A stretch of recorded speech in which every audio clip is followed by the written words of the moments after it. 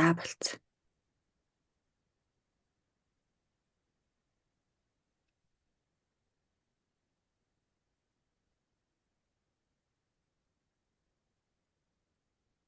Болцоо. За буцаад орохгүй юм.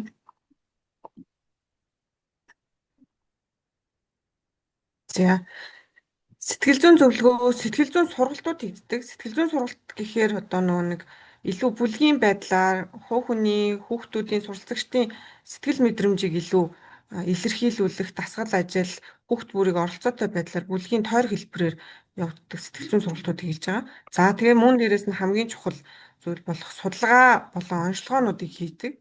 За тэгээ урьдчилан сэргийлэх, хамтран ажиллах чиглэлүүдээр хүүхдүүдийг эртлээс сэргийлэх, за мөн байгууллагуудын хамтын үйл ажиллагаануудтай хамтарч үйл ажиллагаанууд явагддаг. За сэтгэл зүйн зөвлөгөөний хувьд бол зөвхөн суралцагчид гэхгүй багш ажилчид мөн эцэг их асран хамгаалагчдыг татан оролцуулдаг. За онцлогооны хувьд бол хүний сэтгэл нас сэтгхүүн онцлог тохируулсан бага, дунд, ахлах ангийнханд онцлогоонууд явдаг. Тэгэхээр онцлогоо бүр өөр өөр өгдөг. Бага ангийнханд зориулсан суралцагчдын сэтгэл зүйн онцлогийг танин мэдэх онцлогоонууд, дунд ангийн суралцагчдад зориулсан, ахлах ангийн суралцагчдад зориулсан гэх мэтлэн маш олон байдаг. За сэтгэл хөдлөл зан үлийн бэрхшээлийг судлах, мэрэгжил сонголт, за сургууль бүтгэгдсэн байдлыг судлах, хувь хүний одоо хүүхдийн хувийн ухамсарыг тодорхойлох, хувь хүний сэтгэл зүйн онцлогоо, наад захын одоо бидний зан төрхийн онцлог, темперамент ч гэдэг юм уу те.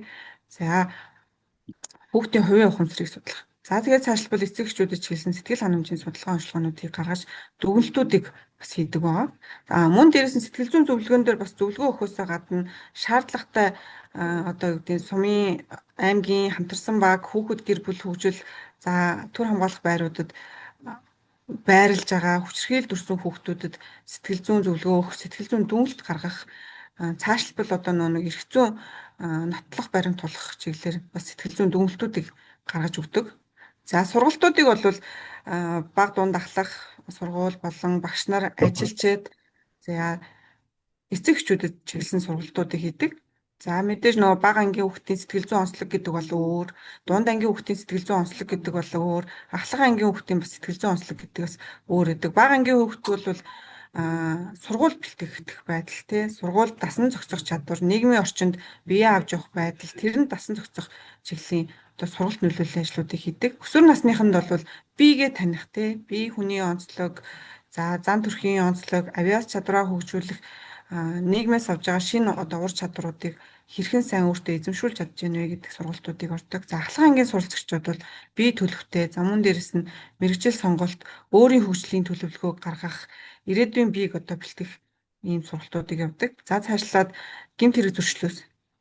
За өсвөр наснд бол бас өөрийгөө тодорхойлохоос гадна ямарваа нэгэн зүйлд буруу татагдах, тэгээ ямар нэгэн зүйлийг сонирхох чиглэлээр бас гэмт хэрэг зөрчлөөс урьдчилан сэргийлэх сэтгэл зүйн сургалтуудыг бас хийдэг байгаа.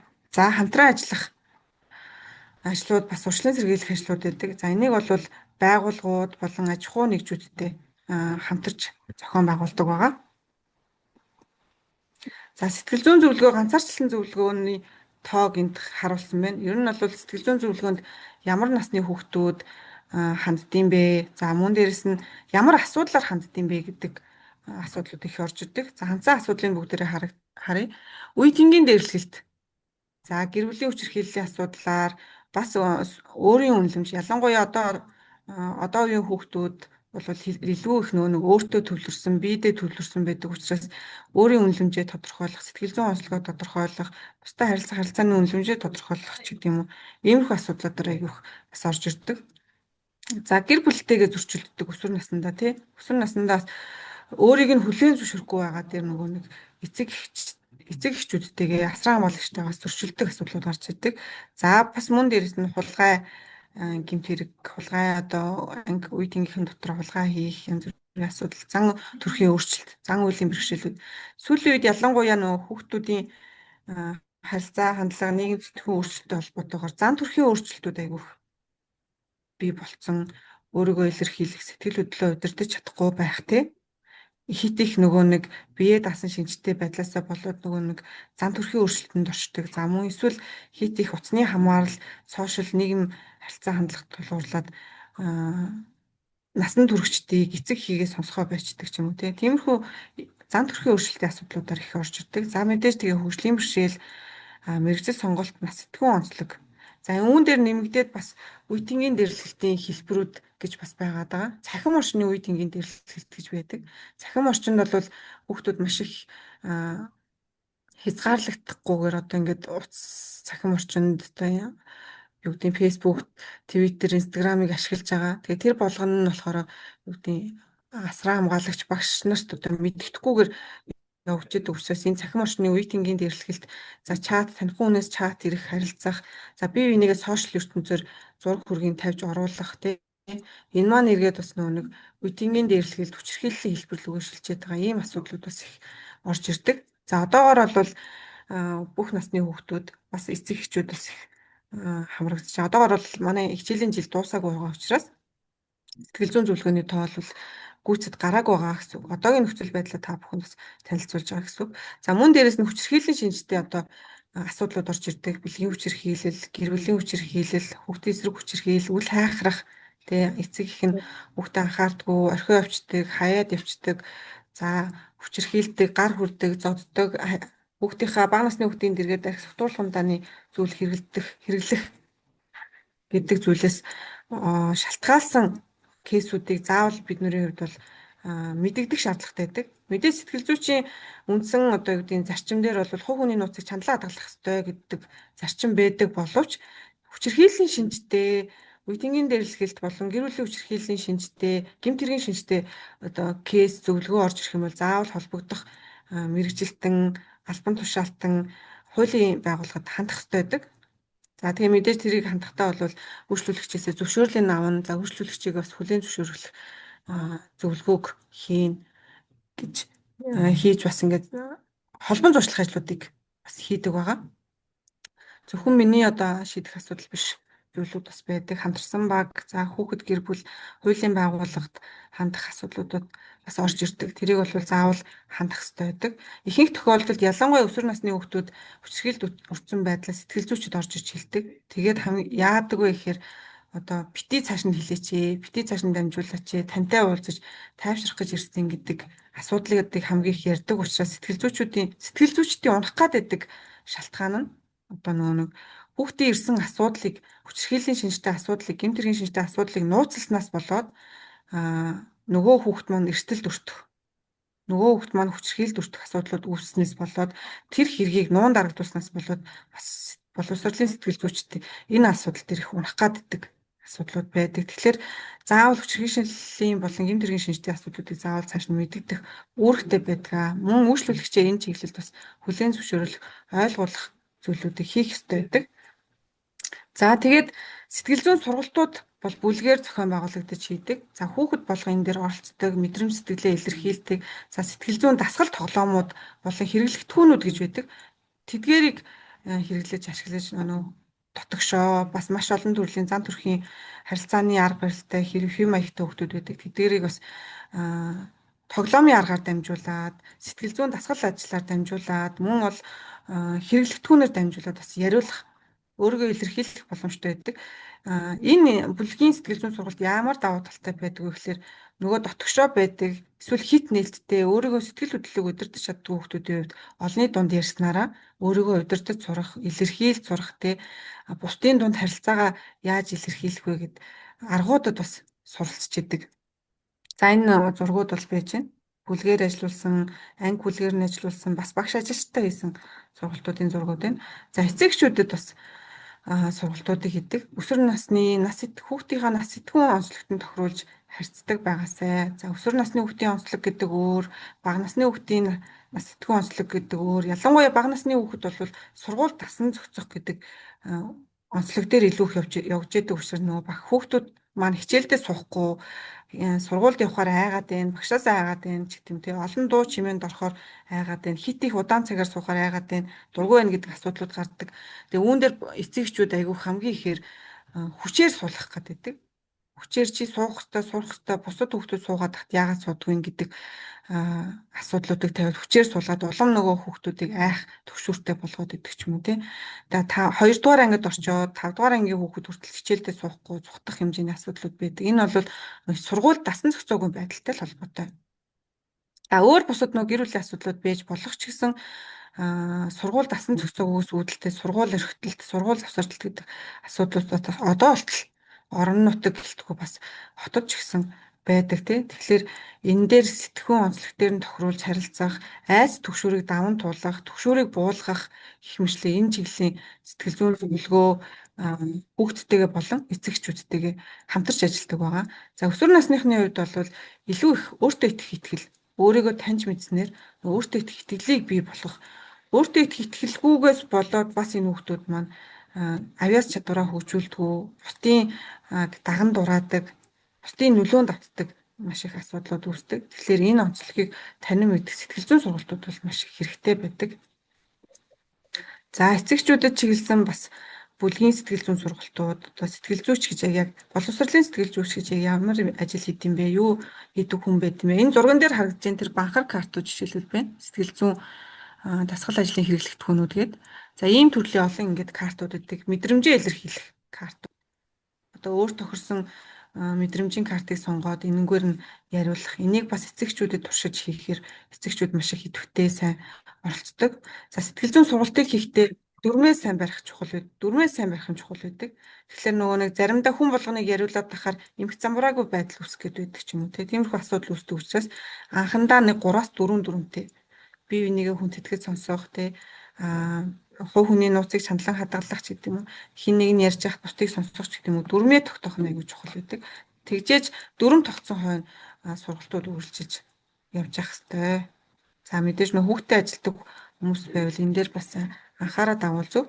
За нөлөөллийн үйл ажиллагаанууд хийдэг. За оролцооны клубүүд бас сургуулиуд дээр байдаг.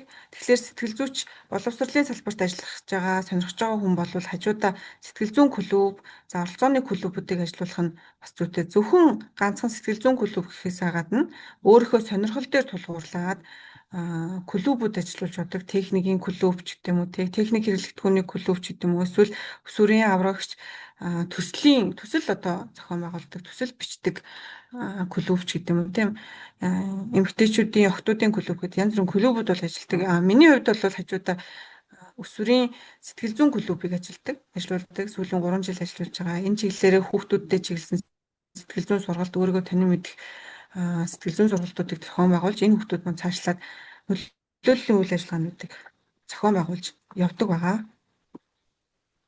За онцлог ажлуудын хувьд гэх юм бол хичээлийн сургууль бол хичээлийн 3 улиралтай. За улирлын амралт болон бие даалтын 7 хоног гэдэг зүйлүүд нэмэгдээд ороод ирсэн. Намар 10 сард 1-р бие даалтын 7 хоног болдог. За 3-4 сард 2-р бие даалтын 7 хоног болдог. За бие даалтын 7 хоногор бол хүүхдүүд юу гэдэг вэ гэхээр бие даах чадвар суралцдаг. Хичээл орохгүй хэдий ч сургууль одоо боловсролын үйл ажиллагаанд хамрагдаад бие даах чадварууд суралцдаг. За энэ чиглэлээр бол миний хувьд орон нутгийнхаа төрийн болон төрийн бус байгууллагууд дээр хүүхдүүдийнхээ сонирхсон мэрэгчлэр нь дадлага гэх юм уу одоо танилцах үйл ажиллагаанд оролцуулдаг байгаа. За жишээлбэл Булган аймгийн прокурор, за даатгал, татвар, цагдаа, улсын бүртгэл, одоо хамгаалах байр, станц, үйлдвэрүүд гэх мэтлэн энэ чиглэлээр одоо сонирхсон мэрэгчлэр нь танилцах үйл ажиллагаанд хамрагдуулаад нэг өдрийн байгууллага дээр ажиллах чиглэлийг өгөөд хүүхдүүд маань нэлээд сайн туршлага судлаад за асуух асуулт бас төрийн албан хаагч байхад ямар давуу тал болон сул тал байдгүй хуваараа ямар ажил эрхлүүл ямар давуу тал байдгүй бид нар ялангуяа нийгмийн даатгал татварыг ямар үйл ажиллагаа эрхлэдгийг хүүхдүүд бас маш сайн мэддэггүй. Тэгэхээр бага наснаас нь одоо санхүү татвар даатгалын талаараас аягүй сайн ойлголттой болох нь чухал байдаг. За мэдээж дээрэс нь мэргэжил сонголтын чиглэлээр судалгаа онцлогоонуудыг хийдэг. За энийг бол 9-10 дугаар ангийнханд жил болгон зохион байгуулад явдаг байгаа. За сэтгэл зүйн нээлттэй өдрөлгүүдийг хийдэг.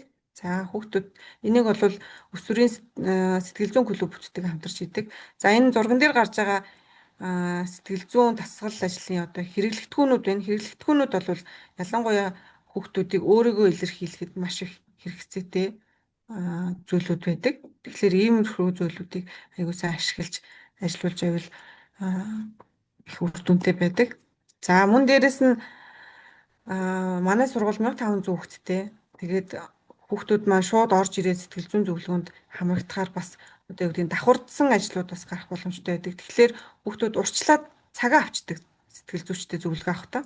Тэгэхээр зөвлөгөөний цаг авах гэж над дээр ирж цаг авахаас илүү одоо энэ QR-ыг уншуулад цагаа авчдаг хүүхдүүд маань.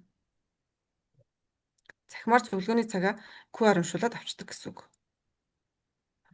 За тэгэхээр энэ дээр календар гарч ирээд календараар хүүхдүүд маань өдрөө сонгоод өдрөө сонгосныхан дараа араас нь цаг нь гарч ирнэ. Хэдэн цагт боломжтой байна. Үдээс өмнө ордог хүүхд бол үдээс хойшхийн цаг сонгодог. Үдээс хойш ордог хүүхд бол үдээс өмнөхийн цагийг сонгоод тэгээд ямар асуудлаар хэдэн настай эдгээр ангийн хүүхэд ямар шалтгаанаар одоо юу гэдэг сэтгэл зүйн зөвлөгөөнд хамрагдаж байгаа юм бэ гэдэг мэдээлэл илгээгээд над руу явуулчихаар би имэйлээр шалгангууд одоо жишээлбэл үүдийн сэтгэл зүйн онцлогоо тань мэдэх зорилготой одоо 4 өдөр 10:30-аас сэтгэл зүйн зөвлөгөөнд хамрагдах юм байна гэх юм бол одоо би шаардлагатай холбоотой өрөөгөө чөлөөлөөд бэлтгэл ажлаас зөвлөгөөнийхөө бэлтгэлийг хангаад тэгээд шаардлагатай бол нөгөө онцлогоо тестүүдийг бэлдээд зөвлөгөөндөө ордог гэсэн үг. За сургуулийн сурагчдын хувьд бол 40-өөс 60 минутын хугацаанд нэг юг удаагийн сэтгэл зүйн зөвлөгөөг зохион байгуулахын зүйтэй байдаг. За бага ангийн хүүхдийн хувьд бол 40 минут хангалттай. За өсвөр насныхны хувьд бол 40-оос 60 минутанд сэтгэл зүйн зөвлөгөөг явуулвал илүү тохиромжтой байдаг. За та бүгдээс асуух зүйлүүд байж болно. Миний чиглэл бол яг боловсролын сэтгэл зүйчийн чиглэлээр ажиллаж байгаа учраас энэ чиглэлийн бас мэдээллийг өгсөн. Асуух зүйлүүд байвал асууж болно. Бүх мэдээлэл маань дуслаа. Одоо нөгөө юу ямар вэ? Тэднэрт нөгөө сэтгэл зүйчийн одоо сургуулийн сэтгэл зүйч жишээлбэл мөнх чимгийн нэг өдрийн ажлын зурвал нь яг ямар байдгийг, бичиг баримт нь ямар байдгийг тэгээд нөгөө ажлынхаа орчинтой бас ажлын чинь орчин яг ямар хүүхд сургуулийн сэтгэл зүйчийн ажлын өрөө яг ямар байвал хүүхдийн сэтгэл зүйд эерэг байх уу, сөрөг байх уу гэдэг талаас тийм. За тэгэхээр нөгөө боловсролын сэтгэл зүйч ер нь бол сэтгэл зүйчээр ажиллаж байгаа бол бичиг баримт маш их чухал. За бичиг баримтыг миний хувьд бол 3-4 янзаар төлөвлөдөг. За сэтгэл зүйчийн үйл ажиллагаа гэж би нэг хавтастай байдаг. Тэн дээр бол зохион байгуулсан үйл ажиллагаа, за удирдамж чиглэл, энэ тэндээс ирсэн удирдамж чиглэл, хамтран ажиллах чиглэл эднүүрийг хавсаргаад удирдамж юмудаа хавсаргаад араас нь нэлтэх хугацаа бичиж явдаг. За хоёрдугаарт сэтгэл зүйн зөвлөгөөний тэмдэглэл. Сэтгэл зүйн зөвлөгөөний тэмдэглэл гэдэг зүйл маш чухал. Яагаад чухал вэ гэхээр маш олон хүнтэй бид нөр зөвлөгөө өгж байгаа, харьцаж байгаа. Тэгэхээр тэрэг зүйлийг заавал нэгдүгürt баримтжуулж явах хэрэгтэй. За хоёрдугаарт эргээд тантай зөвлөгөө өгсөн хүмүүс маань эргээд одоо юу гэдэг нь хуулийн байгууллагаас ч юм уу тий хамтарсан багаас холбогдох шаардлагатай байгууллагуудаас мэдээлэл авах болдог. За энэ хүн тань дээр зөвлөгөө авсан уу? Ямар шалтгаанаар зөвлөгөө авсан бэ? Хэдэн удаагийн ямар зөвлөгөө өгсөн бэ? Сэтгэл зүйн дүгнэлт гаргасан уу гэдэг ч юм уу тий. Энэ бичиг баримтыг бол заавал хөтлөх хэрэгтэй. Тэгээ үнэн боддоор маш тодорхойгоор хөтлж авах хэрэгтэй. За тэгэхээр тэгээ 3 дугаарт оншилгоо сэтгэл зүйн оншилгоо хийдэг. Сэтгэл зүйн оншилгоог бүлгээр судалж болно, ганцаарчилсан байдлаар судалж болно тий. Ганцаарчилсан зөвлөгөөндөө сэтгэл зүйн оншилгоо бид нөр хийж байгаа. Тэрийг заавал баримтжуулаад араас нь дүгнэлтийг заавал гаргаж явах хэрэгтэй. За тэгээд бүлгийн оншилгоонуудыг эднэрийг бол заавал баримтжуулж араас нь сэтгэл зүйн оншилгооныхоо дүгнэлтүүдийг гаргаж явах хэрэгтэй. За сэтгэл зүйн сургалтууд хийж байгаа бол ямар ангид ямар насныханд ямар чиглэлийн сургалт зохион байгуулах гэж байгаа юм бэ гэдэг сургалтын төлөвлөгөө гаргаад араас нь бичлэлт хийгээ явуучих хэрэгтэй гэсэн үг. За зөвлөгөөний хувьд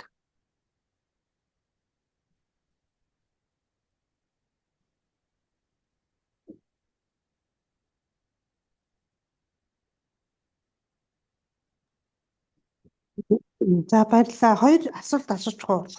За сургуулийн орчинд үе тэнгийн дээрлэлтэй эцэг эхээс үл хайхрагдсан за тэгээ согтуурлах ундааны хамааралтай хүчирхийлэл өртсөн гэд ингээд байж штэ. Энийг яг яаж тодорхойлж байна? Тэгээд энэ юунд өртсөн хүмүүс яг ямар занд хүрэх илрээд байдаг юм бол яаж илрүүлж байгаа юм болоо гэд сумаар санагдаж байна. За тэгээд нөгөө хөшүүрийг бууруулдаг гэсэн шүү дээ. Сургуульд нь дасан зохицуулгаас болсноос одоо төгшүүр ингээд үүсээд идэг. Энэ төгшүүрийг яаж бууруулах арга хэмжээ яаж авдаг, ямар арга хэмжээ авдаг юм бол гэдэг хоёр асуулт байна.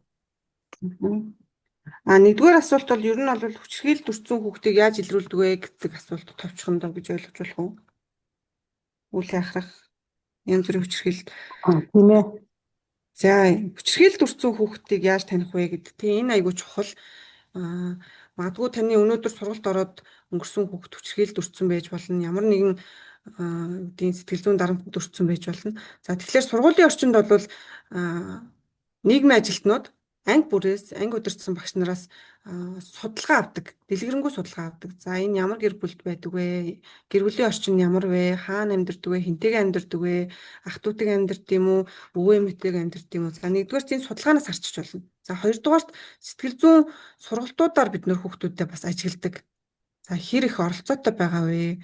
Тэгээ анги удирдсан багшаас тодруулаад хүсвэл чи сэтгэл зүйн зөвлөгөөнд хамрагдаж болно шүү гэд нээлттэйгээр. За гуравдугаарт бол хүүхдүүд өсвөр насны хүүхдүүд бол өөртөө хандаж ирдэг. Өөртөө хандаж ирээд энийг тодорхойлдог. Дөрөвдүгээрт бол анги удирдсан багш нар бас мөн гэрээс нь одоо юу гэдэг хамтын ажиллагаатай хамтарсан баг болон одоо сум дүүргийнхаа хамтарсан багуудтайгаа аягуулсан уялдаа холбоотой хамтарч ажиллаж явах хэрэгтэй. Тэдгээрээс бол судалгаанууд гарч ирнэ. Ялангуяа сургуульд ажиллаж байгаа бол сургуулийн анги удирдсан багш нарын судалгааг аягуулсан авдаг. Наад зах нь одоо гэр бүл нь хинтэйгээ амьдэрдгүү, хаана амьдэрдгүү, за гэр бүлийн орчинд одоо арх сатуурлуундаа хэрэглэдэг хүн байдгүй, тэгээ хүчирхийллийн шинжтэй үйл гардгүү гэх мэтчлэн хувьчилсан хүүхдүүдээс наривчлсан судалгаануудыг авдаг. Судалгаанаас харж болно. За хоёрдугаар төгшүүрийг яаж бууруулдаг вэ гэж байна. За төгшүүрийн хувьд бол хүн өөрөө байглаасаа тийм хамгаалах механизмтай байдаг тийм. За хамгаалах механизм нь өөрөө хид хідэн байдлаар илэрдэг. Зарим тохиолдолд эсэргүүцэх, зарим тохиолдолд хөшинг одоо зогсон байдалд орох ч юм уу. Зарим тохиолдолд тэр хүчирхийлэгчийн үйлдэлийг даган дураах, хүчирхийлэгчийн үйлдэлээр байх ч гэдэг юм тийм. Тэгэхээр иймэрхүү янз бүрийн байдлаар илэрч орж ирдэг. За энэ тохиолдолд бол эхний ээлжинд бага ангийн хүүхд бол тасгал ярихгүй байх. Ихэнх тохиолдолд хүчирхийлэлд өртдөг хүүхдүүд ихэнхдээ ярихгүй байдаг тохиолдлууд байдаг тийм. Ярихгүй байх, илүү их хүчирхийлүүлдэгчийг хамгаалах ч гэдэг юм иймэрхүү зүйлүүд. Тэгэхээр та хэд манаас гард орох сэтгэл зүйн танин мэдэх одоо хэрэглэгдэхүүнүүдийг хэрэгтэй.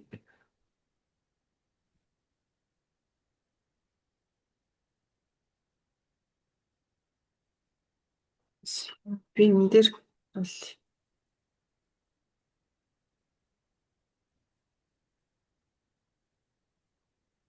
за жишээлбэл энэ EQ карт гэдээ байгаа. За EQ картын дотор одоо жишээлбэл ийм олон сэтгэл хөдлөлийн мэдрэмжүүд ингэж байдаг ийм картууд. За стресс, дарамт, уурлах, баярлах, хөөрөх, нөхөрсөө эднүр ингээд ийм асуултуудтай. За гадд орох материалууд маш их чухал байдаг. За хүүхдүүдээр зураг зурулж болно. За ийм дасгал хэрэглэгдэхүүнүүдийг ажилуулж болно. Үлгэр түүх ярих аргаар хүүхдүүдийг яриулж болно. За ийм ингээд картууд байдаг. Хүүхдүүд ялангуяа нэг зурган хэрэглэгдэхүүн ашиглаж ярилцахад илүү их дуртай байдаг. За жишээлбэл өөрийгөө ярьдгүй маа гэхэд жишээлбэл нэг картыг сонгоод манай найз гэж ярих жишээ нэ тий. Манай найз аав нь өчигдөр архи уусан гэсэн одоо магадгүй зодсон гэсэн гэдэг ч юм уу тий тэгж ярьдаг. Тэрүүгээр одоо өөрийгөө илэрхийлж авах байдалтай. За зураг зурулж асуулдаг. Зургаар бол нэлийн проектив аргаар бол нэлийн аргууд гарч ирдэг те. Тэгэхээр проектив аргыг бас аягуулсан судалж явах хэрэгтэй. Төгшүүр дээр бол зураг зурулах, ярилцуулах, тайвшруулах, дасгал ажлууд хийх. Эхлээд нөгөө хүүхдээ өөр дээрээ орж ирэх, сэтгэл зүйчтэй уулзуулахад хүлээн зөвшөөрүүлэх, сэтгэл зүйчээ өөрөө хүлээн зөвшөөрүүлэх гэдэг нь хамгийн чухал гэдэг байгаа.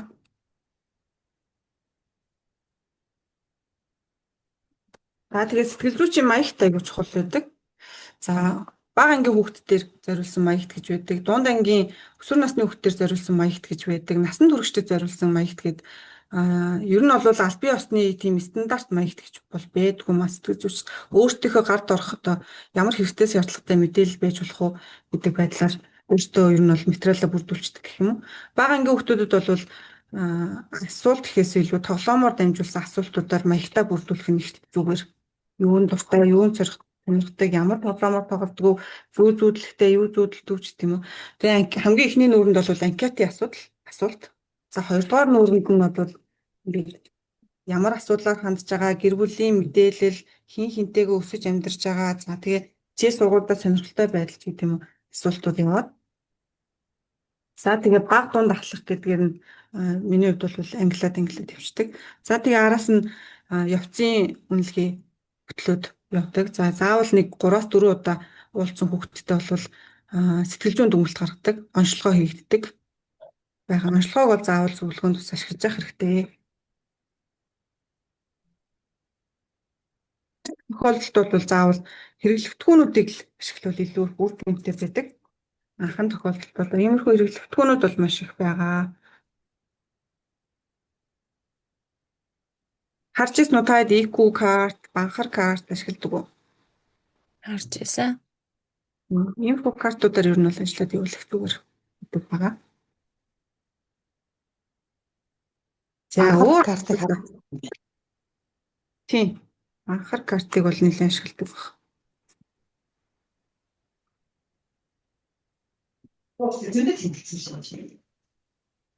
За өөр асуух зүйлүүд байгаа юу? Дэлгэрхүү цаг нь бага учраас дэлгэрхүү төрүүлээд асуулт байлгах суугаад. За. Тэгээд Юу яаж бодлоо нөгөө тэгээд хин за дэлгэрхүү асуусны дараа нөгөө ажлынхаа орчин бичиг баримт ажлын орчин боломжтой юу? Боломжтой ажлын орчинг үзүүлж болно.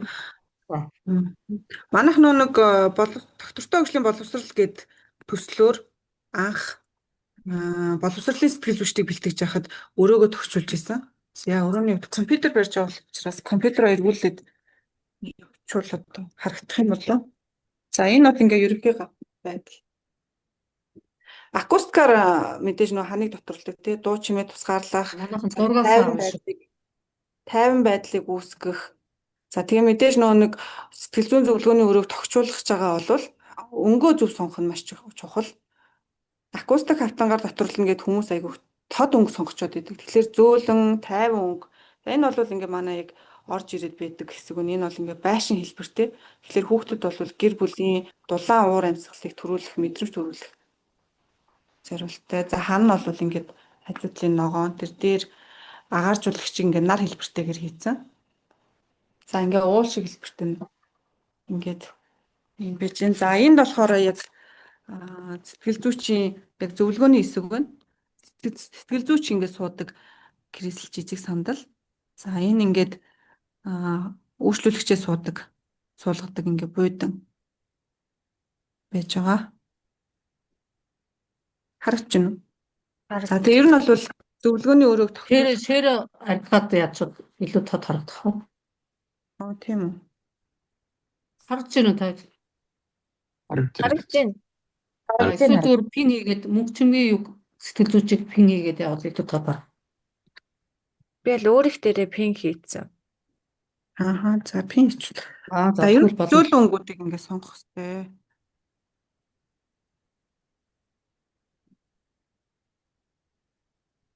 За өрөөний байдал бол ингээд болж байна. Тэгээд сэтгэл зүйн зөвлөгөөнд яг орж явах үйл явцад одоо юу гэдэг саад учруулахаар хит их зүйлүүд хэрэггүй ширээ сандалч гэдэг юм хит их хүнийг улам төгшүүр үүсгэх тайван бус байдлыг алдагдуулах одоо ширээ сандал одоо тоглоом хэрэгсэл их юм бол хэрэггүй байдаг.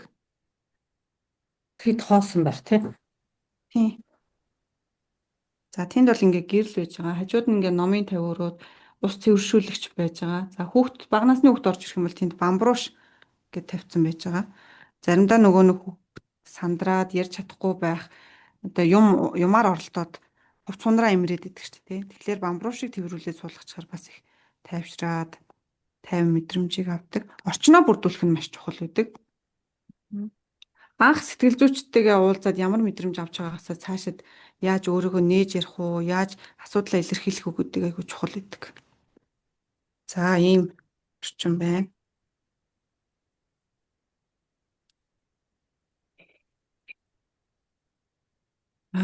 Энэ ингээ хананд бол сэтгэл зүйн клубын суралцагчдын хийдэг өдөр тутамдаа ямар сэтгэл хөдлөлтөй байгаагаа эможигоор илэрхийлдэг юм ханд байж байна. За ингээд. За тэгэхээр мөн дээрээс нь бичиг баримтыг маш сайн хөтлөж явах хэрэгтэй. Бичиг баримт зөвхөн танд хэрэг болохоос гадна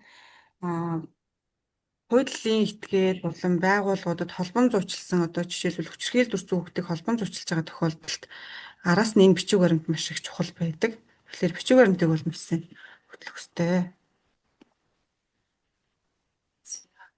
Тэгээд мэдээж нөгөө хүүхэн сэтгэл зүйн зөвлөгөөний хувийн хэргийг цоочтой аккаунт хийж явах хэрэгтэй тий. Ил байлгаж болохгүй тэрийг бүгдээр мэдж байгаа бах тий.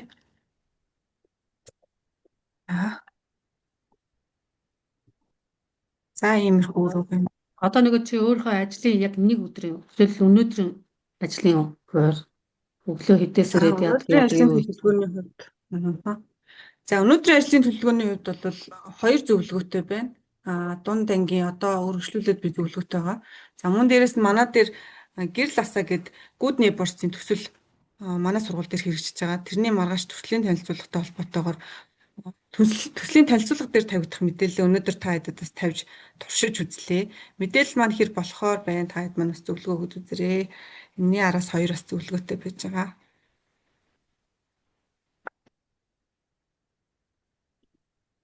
Эний үзүүлсэн слайд нь жоохон гэгээлэн өнгөн дээр байвал гоё юм шиг байна. Их бараанд харагдаж байна. Зарим текст харагдахгүй байх шиг.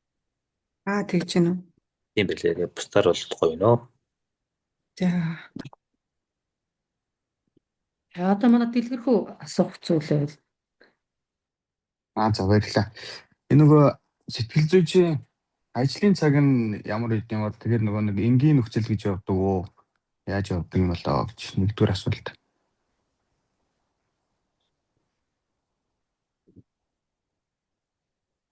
Микрофон хаацсан юм шиг байна. Сонсогддог.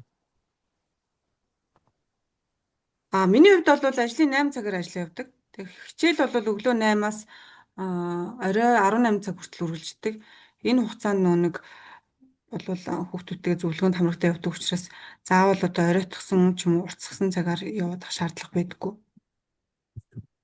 Хоёр дахь асуулт нь нөгөө нэг сэтгэл зүйн зөвлөгөө өгж гол нь нөгөө ихтгэлцэл байгаа шүү дээ тийм. Тэгэхээр ихтгэлцэл хүүхдийн ихтгэлцлийг төрүүлэхийн тулд биеийн сэтгэл зүйчийн биеийн хилэмжээр нь ямар байх ёстой вэ? Жишээлбэл хүүхдтэй харьцаж байхад дээрээс биш одоо нүдний төвшөнд суух ёстой ч гэдэг юм уу нэг тиймэрхүү юмнууд баримталж ажилладаг. Энэ талаар тань дэлгэрэнгүй яаж. Тийм ихтгэлцлийг хамгийн түрүүнд өгөх ихтгэлцэл айгуу чухал. Ихтгэлцлээс үүсээд цаашид нөгөө хүүхэд өөрийгөө нээж ярих уу, ярихгүй юу, ямар хэмжээний төвшөнд өөрийгөө илэрхийлэх үү гэдэг чинь чухал гэдэг. Тэгэхээр сандал, байрлал тэгээд одоо яг өөдөөс нь хараад суух юм уу тий? Өөдөөс нь хараад суувал хүүхдэд тайван биш байх. Тэгэхээр хажуу тишээ диагналцсан байдалтай суудаг. Одоо сая жишээлбэл миний сандал буудан хоёр бол диагналцсан байдалтай байгаас хажуу талаас суухаар. За тэгээд ижил төвшөнд хоёр буудан маань бол ижил төвшөнд байж байгаа. За тэгээд хүүхдийнхаа яг нац сэтгүүн онцлог тохируулаад өөртөөх нь судалж байгаа, сонирхож байгаа зүйлүүдийг бас мэддэг хэмжээнд бас яриул их зүгээр. Одоо жишээлбэл бага ангийн хүүхдүүд юу сонирхдаг, дунд ангийн хүүхдүүд одоо юу сонирхож байгаа гэдэг ч юм уу те сонирхлын төвшөнд нь бас судалж мэдээд ярилцвал илүү зүгээр байдаг. Баярлалаа.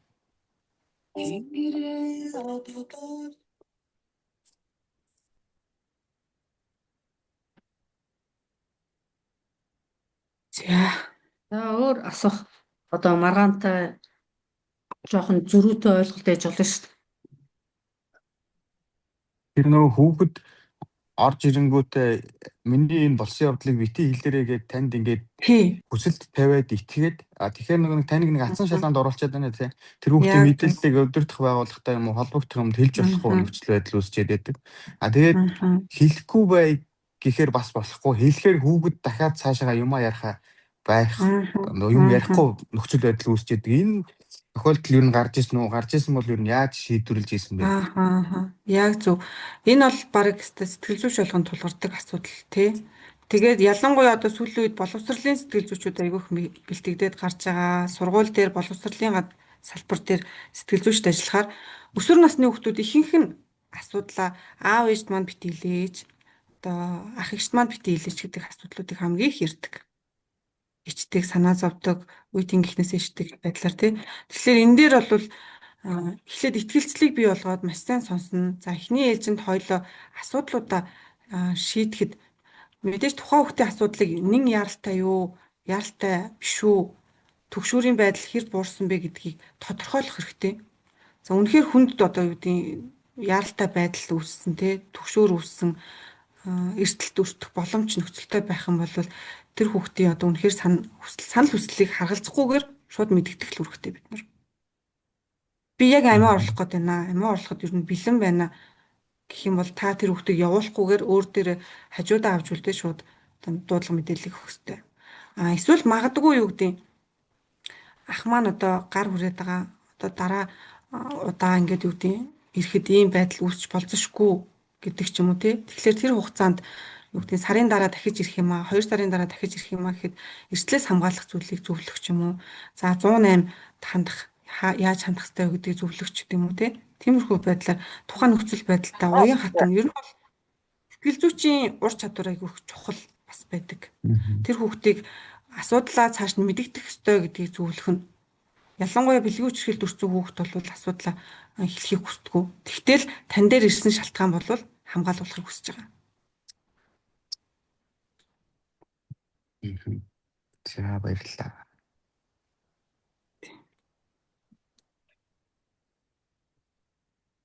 Зөвлөгөөн зөвхөн хамрагдлаа гэд хамгаалуулж байгаа үйлдэл биш. Түр зур одоо юу гэдэг үнэхээр хүчирхийлэлд өртсөн хүүхэд бол юу гэдэг зөвхөн сэтгэл зүйн зөвлөгөөнд ирээд хамгаалагчж байгаа зүйл ерөөсөө биш.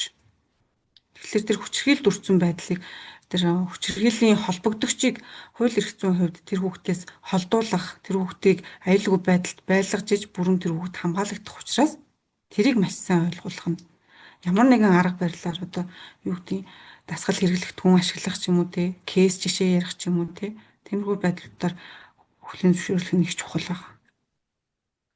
Дахиад нэг юм асуучих уу? Хэрвээ сэтгэл зүйчдэр ямар нэгэн байдлаар хүчирхийлэлд өртлөө гэд хүүхэд ирээд тэгэнгүүт нөгөө нэг цааш нь хууль хяналтын байгууллага эмнэлэг ч юм уу ингээ хандаад явдаг штэ. Тэгэнгүүт сэтгэл зүйч яг аль хүртэл нь яваад за миний хийх ажил дууслаа гэж үзэх ёстой юм болов. За тухайн ер нь бол кейс хаагдтал. За одоо жишээлбэл би тэр хүүхэдтэй манай сургуулийн хүүхэд байлаа тий. Сургуулийн хүүхэд байлаа гэхэд тухайн кейс хаагдтал тэр хүүхдийг зөвлөгөөндөө хамрагдуулаад явах хэрэгтэй гэсэн үг. За мөн дээрээс нь бэлгийн хүчирхийлэлд өртсөн хүүхэд байгаа цааш нь хуулийн байгууллагад мэдгдсэн учраас давхар манай сургуулийн хүүхд хамгааллын багийн хяналтанд орно гэсэн үг тэр. За хүүхд хамгааллын багийг маш сайн нууцлалтай гэрээ байгуулж, нууцын гэрээ байгуулж цөөхөн хэдэн хүмүүс мэдэх байдлаар зохион байгуулалтыг хийдэг. Тэгэхээр кейс бол ер нь дуустал тэр хүүхдийг зөвлөгөөнд хамруулад явна л гэсэн үг. Хүсвэл цаашлуул сэтгэл зүйчээ солиод бүр мэргэжлийн байгууллага, хувийн байгууллагад өөрөө гэр бүл нь хандаад явж болно тий. Тэгээ сургуулийн хэмжээнд бол манай сургуулийн сурагчид бол сэтгэл зүйч ер нь бол хяналтанд аваад зөвлөгөөнд оролцуулаад явж явах хэрэгтэй гэсэн үг. Зарим тохиолдолд одоо хүүхдүүд өөрөө цааргалах тохиолдол байдаг. Яагаад тэгэхээр сургуулийн сэтгэл зүйчтэй гэж бодохоор л гэдэг ч юм уу тий. Тэгэхээр сэтгэл зүйчээ солихыг бол хүлээн зөвшөөрч болно. Солих хэрэгтэй хүмүүс. Заавал чи би надад л анх мэдгдсэн учраас би л чамаа хяналтанд авах хэрэгтэй гэд хүчээр та тэр хүнийг бас өөрийнхөө эрхшээлд байлгаад байж болохгүй. Хүүхэд бас сонголтоороо ямар сэтгэл зүйч хандна, гэр бүл нь ямар сэтгэл зүйч хандмаар энэ тэр байдлаар нь хүлээн зөвшөөрөлүүд явуулж болно. Ер нь бол шаардлагатай их юм бол кейс үйл ажиллагаа дуустал бол хажуудаа хяналтандаа явж ах хэрэгтэй л гэсэн үг.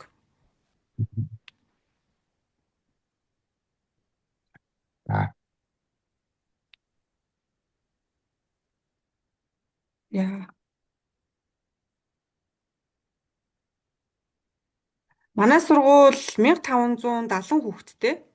аймгийн төвийн сургууль. За тэгээ хамгийн их суралцагчтай сургууль байгаа. Нэг одоогоор бол нэг сэтгэл зүйчтэй байгаа. Яг би өөрөө сэтгэл зүйчээр ганцаар ажилладаг.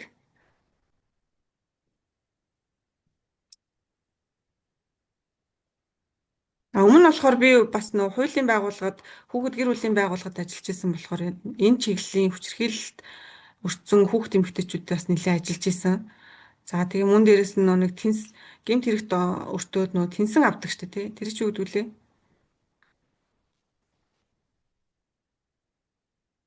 Тэгээ тэнсэн авцсан хүүхдүүдэд бас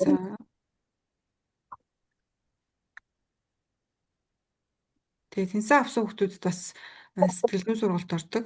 За хүчирхийлэлд өртсөн хүүхд эмэгтэйчүүдтэй бас ажиллаж исэн туршлагатай болохоор бас сургуулийн орчинд ажиллахдаа бас иймэрхүү чиглэлийн хүчирхийллийн өртсөн байж болзошгүй хүүхдүүдтэй одоо юу гэдэг анхаарал таавах тэр хүүхдүүдийг ажиглах бас нэг туршлагаас үүдэлтэй бас зүйлүүд байгаад байдаг болохоор энэ чиглэлийг бас ирсэн байж магадгүй өөр асуух зүйлээ бас асууж болно шүү. Би нэг юм асуулт асуучих гэж бодож байна. За нөгөө дэмжлэг аваад хүүхдүүд ирж штэ. Тэгээд үнэхээр нөгөө сэтгэлийн шарх автсан хүүхдүүд дээр яг сэтгэл засал яг яаж хийж байгаа вэ? гэж асуув. За энийг ер нь бол сэтгэл зүйн гэмтэл авсан байгаа хүүхэдтэй сэтгэл зүйн гэмтэл одоо ямар нэгэн төр хүлийн эмгэгч гэдэг юм уу те ямар нэгэн гэмтэл авсан хүүхдүүдтэй бол хамгийн түрүүнд эцэг асран хамгаалагчид нь хэлэх ёстой. За ер нь бол энэ хүүхд маань сэтгэл зүйн хувьд бол асуудалтай байна гэдгийг эцэгчүүдэд нь ойлгуулах, нэгдүгээрт хүлээн зөвшөөрлөх. За хүүхдтэй бас иймэрхүү төрлийн ийм баг зэргийн чамд одоо юу гэдэг сэтгэлийн шарах байна гэдгийг бас ойлгуулах, хүлээн зөвшөөрлөх эхлээд за цаашлбал за та над дээр үргэлжлүүлээ зөвлөгөөнд хамрагдаж болно. Зөвлөгөөнд хамрагдахдаа асран хамгаалагч заавал хамрагдах ёстой. Хүүхд маань өөрөө идэвхтэй хамрагдах ёстой гэдэг байдлаар маш сайн дундын гэрээ хийж үргэлжлүүлэн цааш нь сэтгэл заслыг бол явуулахыг зөвшөөрж болно. Шаардлагатай гэж үзэх юм бол цаашаа сэтгцийн эмч сэтгцийн эмнэлэгт холбон зуршлах бас үүрэгтэй байдаг байна. Энэ чатаар асуулт ирсэн. За сургуулийн хүрээнд хүүхдүүдтэй ажиллахын хамгийн гоё 3 шалтгааныг дурдвал гэж байна. Тийм сургуулийн хүүхдүүдтэй ажиллах чинь ер нь бол хамгийн гоё эерэг стресс шүү дээ. Стресс чинь яагаад тэгэхээр одоо ялангуяа би бүлгийн сургалт хийж байхдаа ингээд хүүхд болгоны мэдрэмжийг хуваалцуулаад мэдрэмжийг ярихад маш олон одоо юу гэдэг ертөнцүүдтэй танилцж идэг гэх юм уу. Магадгүй ангийнхандаа мэддэггүй, найзуудаа мэддэггүй, хинч хэлж байгаагүй зүйлүүдээ бүлгийн зөвлөгөөгөөр айгүйх ярьдаг. Тэгэхээр тэр өдөр тутамдаа шинэ ертөнцтэй, шинэ хүмүүстэй танилцж байгаа. Тэр мэдрэмж бол надад хамгийн гоё. Тэгээ хамгийн хүүхэд ялангуяа хүүхдтэй ажиллах нь сэтгэл зүйн гэмтэл авсан, сэтгэл зүйн асуудалтай болсон хүүхдүүд маш хурдан эдгэрэл авах боломжтой байдаг. Одоо эмнэлгийн чиглэлээр ярих юм бол эдгэрэл гэж ярьдаг тийм. Эдгэрэл авахтаа айгүй хурдан байдаг. Тэр асуудлуудын эцэгчүүд нь ойлгочиход жоохон хандлагаа өөрчлөөд хүүхдтэйгээ ажиллачаад ярилцах арга барилаа жоохон өөрчилчихэд л хүүхэд айгүй хурдан одоо хэвийн байдалд орчих болдог. Жишээлбэл 3 дугаар ангийн хүүхэд өөр сургуулиас шилжиж ирээд 3 дугаар ангийн охин хичээл дээрээ өмдөндөө шийгээд ингээд тэгээ ерөөсөө 2 сар боллоо. Багш нь ерөөсөө зүгээр болохгүй нь яагаад гэвэл бол тэг хичээлээ бол айгүй сайн хийдэг. Ар гэрийн асрамж халамж айгүй сайн. Тэгээ сэтгэл зүйчтэй уулзууд яа гэдээ уулзаад миний хувьд бол 2 удаагийн уулзалт хийсэн. Зүгээр тэр хүүхдээ би дасгал тоглоомоор дамжуулаад харилцсан, тоглосон, зураг зурулсан. Тэгээд 2 удаагийн уулзалтын дараагаас ээж авд нь зөвлөгөө өгсөн. За тэгэхээр сургууль тасан зохицох байдал буюу одоо хүүхэд нэг сургуулиас нөгөө сургууль шилжихэд ямар нэгэн байдлаар төгшөр үүсэх боломжтой.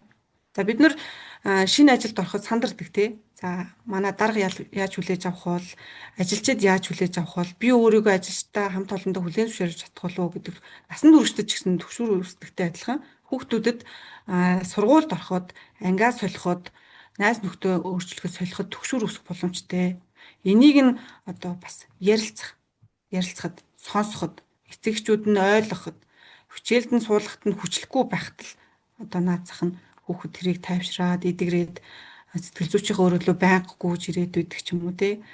Таарлах болгондоо сайн уу гэж мэдлэх дуурах тэр нь өөрөө нөгөө түүгээр дамжуулаад тайвширлыг өгч ийн гэсэн. Түгшүүрийг бууруулж ийн гэсэн. Тэгээ хэвийн байдалтай орох жишээ нь. За ганц хоёр зөвлөгөөний хуудсыг зураг хэлбэрээр тайлан хамруулах зорилгоор авч болох уу? Зөвлөгөөний хуудсыг гэхээр нөгөө бичсэн тэмдэглэл гэсэн үг үү? Бичсэн тэмдэглэл ер нь бол хувь хүний нууц гэдэг үүднээс бол өгдөггүй. За нөгөө бид нарт чинь бас нөгөө нэг шалгалт малгалтууд ирдэг. Шалгалтаар бас ер нь бол үзүүлдэггүй. Яг хувь хүний нууцтай холбоотойгоор маягтаа харин оруулж өгөх үү? Маягтаа оруулж өгөх. Сэтгэл зүйн маягтыг Микагаар сэтгэл зүйн маягтыг оруулж өгч болох. за сэтгэл зүйн маягтыг нь өгч болно. Яг хувь хүний мэдээллийг бас оруулж болтгоо. Надад нэг асуулт байна. Нөгөө хүүхдүүдтэй зөвлөгөө хийхэд магадгүй нөгөө ерөөсөө нэгдэхгүй ч гэдэг юм уу, бүх юм ярихгүй ч юм уу, хаалттай тийм байгаа тохиолдолд яадаг вэ? Тийм кейсүүд зөндөө байдаг. Эхний ээлжинд тэр хүүхэд одоо сэтгэл зүйн онцлог нь сэтгцийн үйл нь хэд дотгошоо хөхт юм болоо, эмзэг мэдрэмтгий хөхт юм болоо, тий? Тэрийг тодорхойлох үнэхээр биш хэрнээ дотгошоо байгаадах юм бол анги өдөрсөн багшаас нь тодруулах, асран хамгаалагчаас нь тодруулах, өөрөөс нь жоохон ганц нэг бусдын хажууд эвгүй байдалд оруулахгүйгээр лавлсан асуултыг асууж үзэх тий. Чи яг үнэхээр тэгж бодож гин үү гэдэг ч юм уу. Лавлсан асуулт эсвэл зургаар дараагийн удаа орохдоо зургаар зурулж үзэх ч гэдэм юм. За эсвэл үнэхээр ярихгүй бол хүчлэх алба байхгүй. Ярихгүй хүүхэд 3 удаагийн зөвлөгөөний араас ч ярьж болдог. 2 удаагийн зөвлөгөөний араас ч ярьж болдог. Тэгэхээр ярих хүртэл нь зургийн арга хэрэглэх, за мэдрэмжийн картуудыг ашиглуулах. Чи өнөөдөр яг ямар мэдрэмжтэй байсан бэ? Тэр одоо мэдрэмжийн картыг сонгоод дуусгах тийм. За эсвэл нөгөө нэг онцлогоонуудыг тестийн онцлогоонуудыг ярьдаг болтол нь хийж болно. Эрсдэлтэй зүйл байхгүй бол хүчлэх хэрэг байхгүй. Чи яриад өгөөч гэд хүчлэх ерөөсөө хэрэг байхгүй. 2 дахь зөвлөгөөний араас 3 дахь зөвлөгөөний араас ярьж эхэлдэг тохиолдлууд бас байдаг.